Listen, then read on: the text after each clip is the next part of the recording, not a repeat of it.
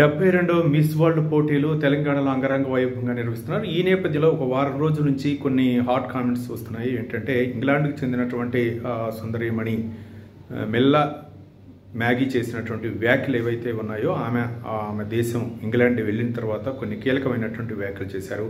నన్ను వేధించారు అని చెప్పేసి ఆమె అక్కడ ఇచ్చినటువంటి బ్రిటిష్ దినపత్రిక ఇచ్చినటువంటి ఇంటర్వ్యూలో ఆమె చెప్పడం జరిగింది. ఆ వ్యాఖ్యలు ఏంటంటే అక్కడ వేధించారు అంటే ఒక వ్యక్తి నన్ను వేధించారు, అక్కడ ఏర్పాట్లు సరిగా ఉన్నాయా లేవా అని కూడా ఆమె కొన్ని అనుమానం వ్యక్తం చేశారు అని చెప్పేసి చెప్పడం జరిగింది. కానీ ఆమె ఎందుకు ఈ పోటీల నుంచి నిష్క్రమించి వెళ్లాల్సి వచ్చిందంటే అక్కడ తన తల్లికి అనారోగ్య కారణంగా వెళ్లాల్సి వచ్చింది. అయితే అధికారులన్నీ కూడా ఏర్పాట్లు చేశారు.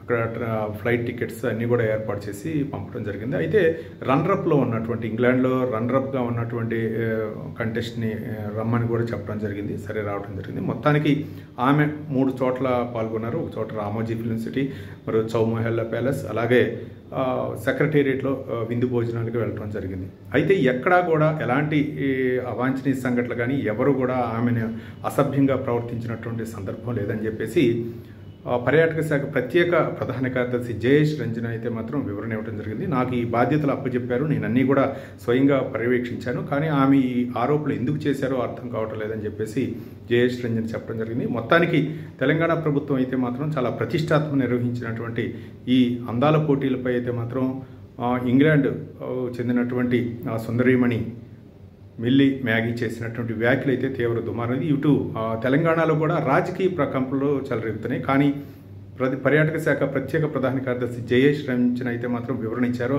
అట్లాంటివి ఏమీ జరగలేదు, నేను స్వయంగా పర్యవేక్షిస్తున్నాను. ఉన్నతాధికారులు అవ్వచ్చు, అందరూ కూడా చాలా సీనియర్ అధికారులే ఇందులో పాల్గొన్నారు. రాజకీయ నాయకులు కూడా అంటే పర్యాటక శాఖకు సంబంధించి జరుగుతున్నటువంటి కార్యక్రమం కాబట్టి ఎలాంటి ఇక్కడ అంటే ఆరోపణలు చేసినా సరే అవన్నీ కూడా ఒట్టి నిరాధార ఆరోపణలు మాత్రమే కాబట్టి వాటన్నిటి కూడా పట్టించుకోవాల్సిన పని లేదని చెప్పేసి జయేష్ రంజన్ చెప్పడం జరిగింది. ఏది ఏమైనా సరే అంటే ఒక ఇతర దేశాలకు వెళ్ళి ఆమె ఇంగ్లాండ్లో అక్కడ వ్యాఖ్యానించినటువంటి వ్యాఖ్యలు అవ్వచ్చు.